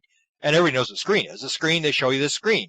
And they'll show you a picture of, a very calm lake, beautiful or whatever. And then suddenly it'll start getting worse and worse and worse. And then you'll see what happens when the world gets destroyed. Dead fish floating around, and it's like just horrible, horrible stuff. And this is what people are being shown on the screen. So they're doing this environmental thing. And we'll find a lot of people who are in this business. Especially, you look at musicians like Olivia Newton-John, had a very dramatic UFO experience when she's 15 years old. Well, she's one of the biggest environmental animal rights thing. It's almost like these people are triggered to start movements and it's indirectly. They really know what they're doing, but they're indirectly triggering people to get this message. And it comes down to this same thing you'd get in any other philosophical discussion about that if you meditate and you have a certain percentage, when you get a number of people meditating and on a certain wavelength, that everything will flip over and you'll get this sort of movement, that you don't need half the people, you just need a certain percentage of the people. And that's what they're doing, is they're triggering these people to raise consciousness. And because what you'll find is that you'll get the people, but their kids aren't involved. The kids will be abducted, but you don't really have what you'd think. You'd think, well, everybody'd be into it. But a lot of experiencers like myself, where, and I'm sure I'm an experiencer, but where everybody around me really is against it. I mean, I really don't have any, great people asking me questions every day, what's going on, what stuff like that. They're all they're interested. They know I'm doing this kind of stuff. But it's sort of like it's a lone trail that you take. But definitely they're saying this, and if you look at this phase 2, you'll see the questions that they ask. A lot of questions about what do you think the aliens are doing, what's happening, and it's very high percentages that believe that this is a transition, this is something that the aliens are doing, and they have this council. They'll talk about the council. There's this non-intervention thing that people confuse the aliens. Like, why don't they come and announce themselves and feed the poor people and stuff? And I always say, well, you're kind of confusing them with Santa Claus. I mean, they're not here to save us or give us free energy or anything like this. they're here for different reasons. We are to figure out ourselves what we're to do, and they're helping people raise this consciousness, but we have to help ourselves. Even the guy that ran the Canadian government UFO program in the 1950s that wrote this top secret memo was a contactee, and at that time it was really, you didn't want to be talking about being a contactee. Now, when I talk about it, people don't sort of roll their eyes that he was a contactee. He ran the Canadian government program, and he had talked to the aliens, and the aliens had said to him, we will never interfere except if there's a nuclear exchange. At that point, we will step in, and we can stop a nuclear exchange. What we can do to prove that we can do it is we can take the moon in front of the entire world, split it in half, and put it back together in microseconds to prove that we can do it. But other than stopping a nuclear war, we are going to allow the human race to stew in its own juices. Because basically, if you come down to the reincarnation view that fits into this thing that people talk about when they get regressed, the abductee people, if you take a look at that, it really doesn't matter what happens. It really doesn't matter whether you're born in a bad place, a good place. It doesn't matter whether we have disclosure.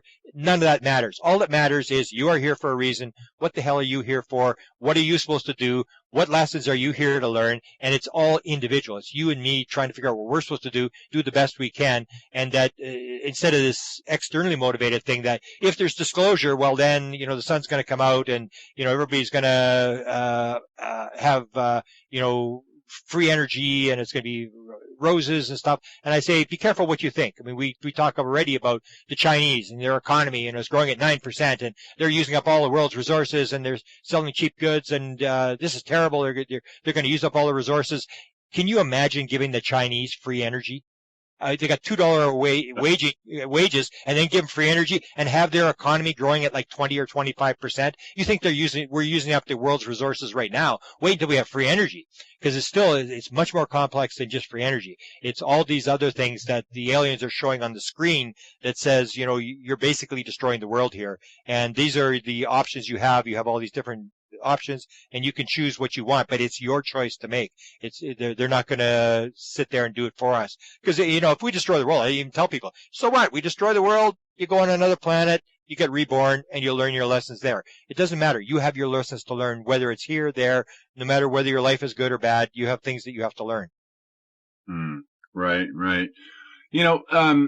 One of the things I came across early in my studies was the Soviet Union and how drastically different their approach to this whole topic seems to be. At least the earlier stuff, it seemed like they were much more open about the whole topic of both the mental aspect and the physical UFO aspect, and that kind of brings to the question of mind about the mentality and the propaganda, for lack of a better term, that we've been given here in the United States versus what the rest of the world and how the rest of the world sees this whole topic. Do you see the USA as kind of I don't know, maybe the last holdout of the reality of the phenomena? Oh, they have the reality. They know. To me, it's always going to be military. It's going to be the U.S. military view of the world. I mean, you got terrible. It's like everybody's out to get us. I mean, I remember John Alexander talking about he was with the Special Forces, Green Beret, and he said he had Green Berets in 165 countries or something. I go, what the hell you got? 165 countries. It's like, this is insane. I mean, this is like, but that's the military view is everybody's an enemy. You're either an economic enemy or, like you take a look at the election here. It's like, oh man, all these Mexicans are destroying our economy and the Chinese and, all these free trade agreements and stuff like that. And it's like everybody's a bad guy. And we're the light on the hill and we've got to save ourselves. So it's this controversy thing where it's not that they don't understand or they know what's going on. It's like, we're not going to give it to Al Qaeda and we're not giving it to Canada. We're not giving it to Russia. We are going to, make money out of this thing. We are going to use it to our benefit to create weapons, whatever, because we're the good guys and everybody else is the bad guys. And when you look at the oneness idea, it's like if you talk to the Al Qaeda guys, they think we're the bad guys. We think the Satan, the United States is the great Satan, and people don't realize that everybody thinks they're the good guy. Everybody thinks they're saving the world. And so it's a bunch of people. So it comes down to belief. It's the holdup is not whether there's good guys or bad guys. It's everybody believes that they're the good guys and that the other guys are the bad guys. And so when I got in, and I don't talk about it too much because people get upset about this idea about evil, I said, this is insanity, evil aliens and stuff like this. I say all evil, according to me, is caused by the belief in evil. So if I believe that, Tom, you're a bad guy, well, then I'm a good guy, you're the bad guy. Well, then I can drop a bomb on you, I can kill you. I don't have to worry about God punishing me for killing you. Because you're the bad guy, you deserve to die.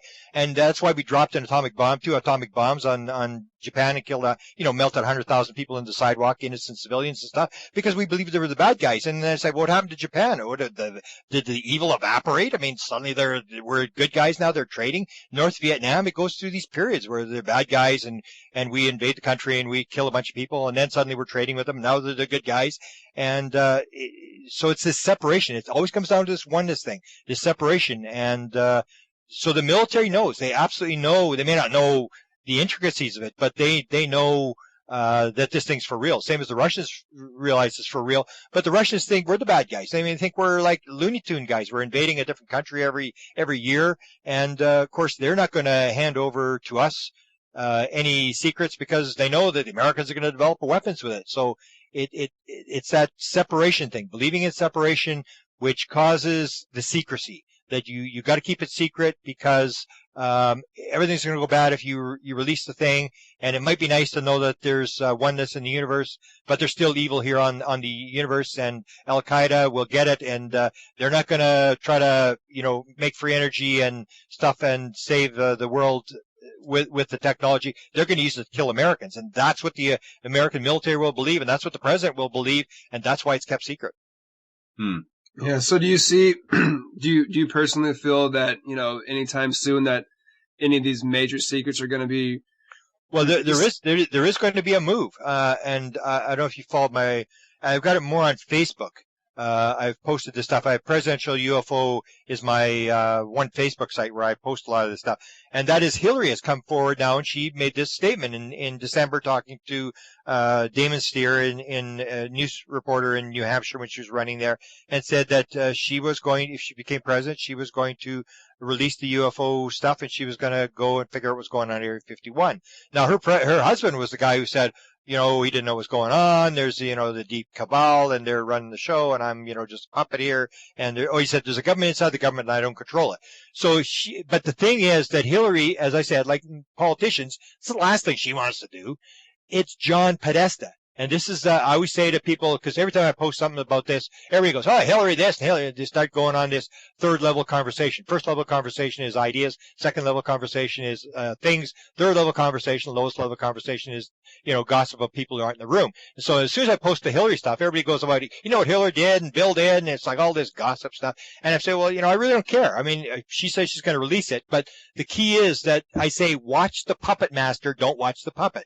Don't listen to what Hillary's saying, watch John Podesta. John Podesta is her campaign manager. John Podesta is the most powerful Democrat in the country. He's the guy who started the Institute for, I can't remember, it's in Washington. It's the big Democratic think tank there. In the Obama administration, 40 people from that think tank were in the Obama administration. Very, very powerful guy. He's running Hillary's campaign, and he's what's called a Madison man. James Madison had this idea, the president had the idea that you cannot govern unless the people know what is going on. You cannot have a democracy because when you vote on the assumption that you know what's going on in the government. But if you don't know what's going on, you're wasting your vote because you don't know what's going on. You have to have knowledge of what's going on in the government for people to vote. So Podesta is a Madison man. He simply believes you got to open it up. You've got to tell the people what's going on in the government. And he's an X-Files guy. He's, for whatever reason, I don't know what happened to him, but he's very interested in UFOs. He's very interested in X-Files. He tried to talk Clinton into it. He couldn't talk Clinton into it. He tried to talk Obama and made a famous tweet as he was leaving the Obama administration, said, my biggest disappointment in 2014 was I still was not able to get disclosure on the UFO thing. And so Hillary comes and says, John has talked to me, and I've agreed, and I've promised John that when I get in, I'm going to release what I can. And John says, Here's how it works. And this is why I say the president knows what's going on. The president has all the material. The president can, as Bill Clinton did, in one stroke of a pen, in an executive order in 1995, he had an executive order in which he said anything that's over 25 years has to be declassified unless you get a very good reason to declassify.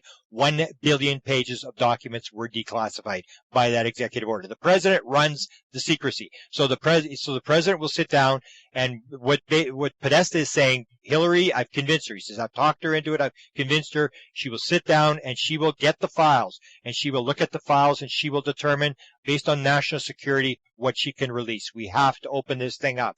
And he was actually asked by CNN. This was just last week. And CNN said, are you saying this thing's for real? And he said, well, we'll see when we see the files, we'll find out that. And they said, they went again, and they said, are you kidding? Are there actually aliens here? And he said, I'll just say there are a number of planets. And he was chief of staff to Bill Clinton.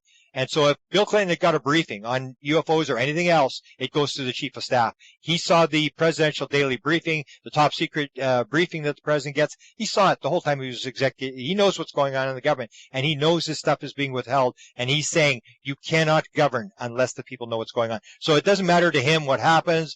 It doesn't matter about anything.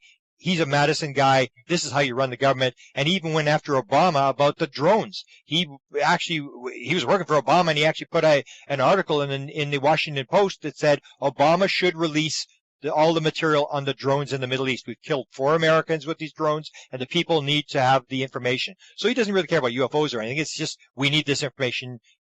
People have to know. So this could happen when Hillary gets in, if she makes it.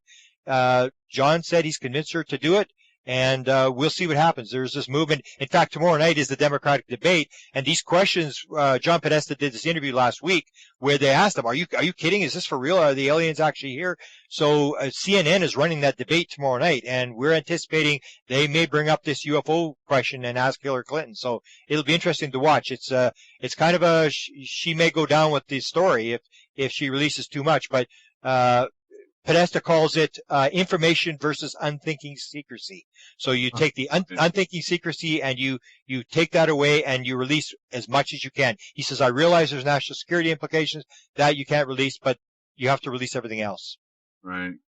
Well, I'm very optimistic about our future here, and I've been this way from pursuing the consciousness and spirituality path for these past few years. Yeah. I mean, really diving deeply into it. Just energetically, what I see out there in our collective consciousness and in society as a whole, as a planet, or the collective planet, and the way that we're growing spiritually and consciously, I've been very optimistic with the way things have been developing. The way things, so much has happened in the last 5 years. So much has happened to help move us along and progress us along those paths. So I'm very optimistic, and I know that this the ET card is a big card in our development collectively on the conscious level. So I'm just what a time to be alive on this planet, huh? Well, yeah, that's what I always say, that, and I tell this to experiencers. I always go back to the thing, why are we here? Like, why did I come on the earth and stuff like that? And I say to experiencers, because sometimes you get them and they have some traumatic experiences, that the way they're interpreting them. And I was in, first time I did it, they were in a big conference in Phoenix. There's 100 experiencers in a room, or 75 in the room I was in. And they're sitting there, and one of them starts complaining about, they really don't care about us, this big conference. They just care about the speakers, and we're in the back room here, and they don't care what we're going through here and stuff like that.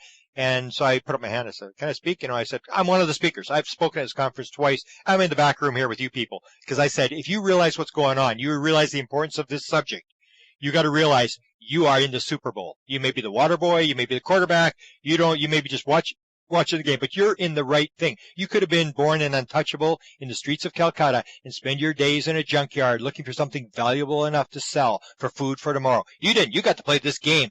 And this will be the biggest story, except for, I say, lucid dreaming is a more important story. But this is an aspect of the lucid dreaming story of this template reality. But this is going to be a huge, massive story. And the fact that I got to play in this thing, I mean, I thank God every day that I got to do this. I mean, of all the things I could have done, I mean, sometimes it's been, there's been no money at it or anything like that, but in terms of, learning, lessons of life and how the world works, it leads you down that path, because people will think, if you're at a UFO conference and we're sitting there talking about flying saucers flying around the sky, all conversations that I've been involved with, of course, maybe I'm generating them, but all conversations I've been involved with at UFO conferences end up in this conversation. Where are we coming from? Where's God? What's reality all about? What are we doing here? How does everything work? It comes down to this philosophical discussion of what it's all about. It's really got nothing to do with UFOs when you come down and start really talking about UFOs. It's really got nothing to do with the ships in the sky and what color they are and stuff like that. It's got to do with this whole aspect of why they're here and why we here and how does the world actually work when you start to realize that what they're doing doesn't work the same as what we're doing here. They're doing something a little bit different than what we do in this physical world. And it sort of indicates that there's a few things that we have to learn yet. Right. Exactly. Wow. So, Grant, what have you got coming up, and how many books have you got out now? I'm good at writing books. I'm not good at publishing them. I've got 3 books out. I've got the original book I did with Dr. Eric Walker when we chased him around in the 1990s, and that became the UFOs MJ-12. UFOs, Area 51, and Government Informants, and that's the book I wrote on. I believe the government is leaking this stuff. They've been leaking it forever. I mean, and I show how they do it and how they, put stuff in movies and documentaries and stuff like that. All the main ideas like the live alien, the Area 51, this is all stuff was leaked. Right. And so I went through that one, and then I did a story. I would do some articles. I would have these sort of enlightened experiences, and I would write an article and I'd put it on Facebook or something, and nobody would read it. 10 people read it or something. I go, this is a waste of time. So what I did is I took 72 articles that I wrote and I put it in a book called Alien Bedtime Stories. And it didn't go very well because everybody thinks it's a children's storybook. And it's not. It's just articles. And I do some on consciousness. I do some on the president. It's just interesting articles. I do famous abductions, and I do even the story about Richard Feynman and his wife dying. Richard Feynman, the great atheist, about his wife dying and the clock stopping. And I got some really interesting stories. I did that one. And then I've got a bunch. I've got the original Charlie Red Star story that started me in 1975, which now there's a book. I'm sort of negotiating with this company to do it, but there's so many restrictions, like 20 pages. You shall do this, you shall do that. We'll get your next book. You can't push another UFO book that'll conflict with this one. And I'm going like, I don't know if I want to do this. I just want to publish it. So what I'm planning to do, I have my book on.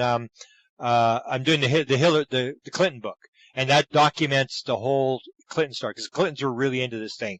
And basically, I document their experiences during their administration, the State Department, NASA, all these different departments, what was happening inside these departments, and how they dealt with the UFO situation. And there was a lot of them dealing with the UFO stuff. And then I do the one that I think is the most important book I've got is this one on, and it's been finished for better than a year. This is the one about the download. When I had my download experience, I started looking for other download experiences. I thought, well, this is kind of cool. And then I suddenly realized that Paul McCartney had got, the song, Yesterday Came in a Dream, and the song, Let It Be came in a dream, where his mother comes and sees him in a dream and says, it's going to be okay, let it be. And, I started to realize, oh man. And so I started gathering songs that came in dreams. I have about 150 now. And it just sort of blew into this thing where I was starting to look at Nobel Prizes, inspirations, and, the fact that Google came in a dream, that Xerox machine came from a guy who believed he was getting it from spirits. And I do this whole book, and it came very, very fast. All I did is put it like a, Guinness Book of World Records. I just sort of list them. The different songs came in dreams, different songs that were written in under 10 minutes, stuff like that. And then I did the music one, the music book on the music because, of course, I got an experiencer phone me up and said, I got a message from the aliens, and they said that the music is in the message. I went, yeah, whatever. I mean, I'd never only bought one record in my life, and had no interest in music, didn't play music. I was a radio talk guy. And he said, well, Neil Young was involved. I said, Neil Young was involved? And he said, yeah. And I said, well, Neil Young's from my city. And if it hadn't been for Neil Young being from my city, I never would have gone down that rabbit hole. And Neil Young said, 1968, he said Dolly Parton wanted to sing the song. A number of experiencers have sung this song called After the Gold Rush. Dolly Parton sang it. She sings a song about being abducted. Patti Smith, who did the original Gloria on Saturday Night Live, she sang it. Thom Yorke, he's an experiencer. He sang the song. And they all seem to gravitate to this song. And what the song says is we're treating the world like a gold rush.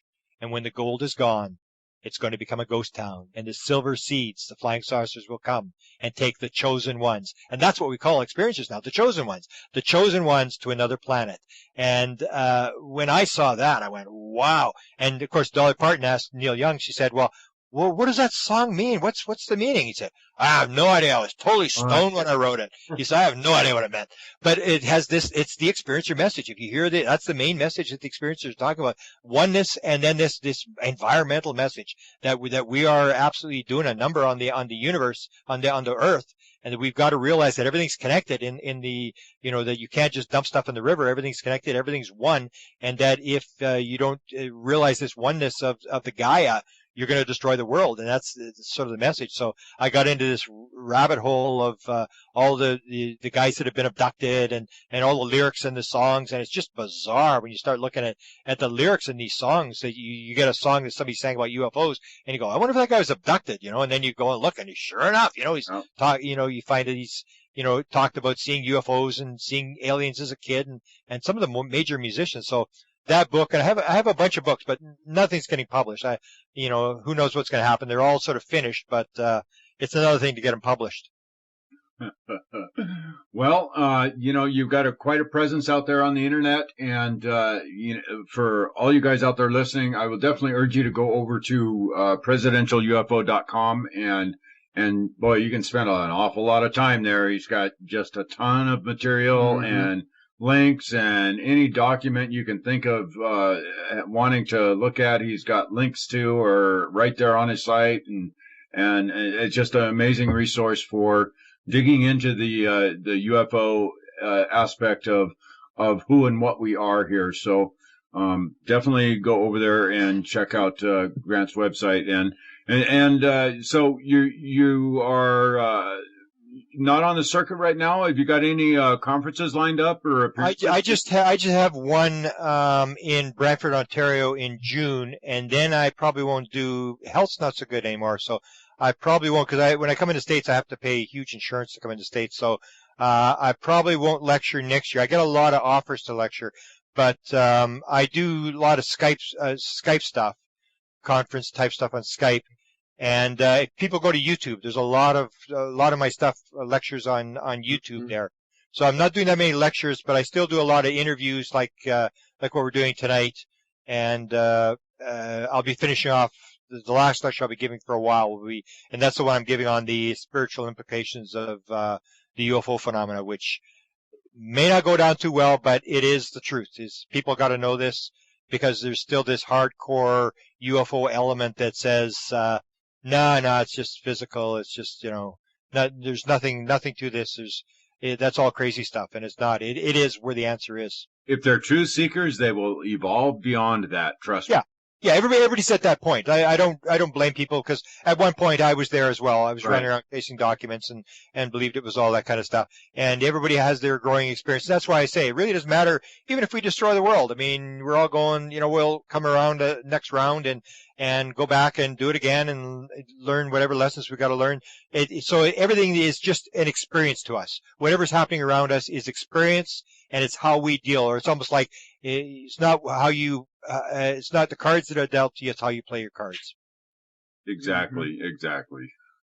All right. Well, Grant, man, thank you so much for joining us for this first show on our exploration into the UFO aspect of our waking up process here. Mm-hmm. And man, you've just been a fantastic guest to have on. Oh, yeah. Great work, and much gratitude for your life, for what you've done with your life, and the way you've reached out and touched so many people, and brought so much great information to those who are seeking. So thank you so much. And I appreciate the job you guys are doing. You're doing the same sort of thing, getting the message out. And I know there's no money at it. There's no, a lot of times not even any glory, but you can sort of sleep at night that you believe that you've done something. And because that's what it comes down to, is at the end of life that you believe you did something that you're supposed to do, that was worthwhile. And I appreciate the job you guys are doing. Well, thank you so much. Yeah. All right, guys. Well, keep tuned in. We have got more shows on the way, and we're going to be bringing Daryl Berry back on here in the next couple of weeks. We're going to get his take on it,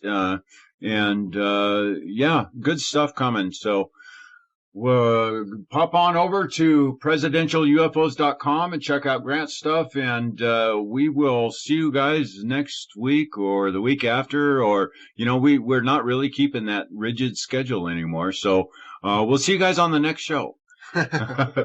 Condemnation without investigation is the height of ignorance. Change the way you look at things, and the things you look at change.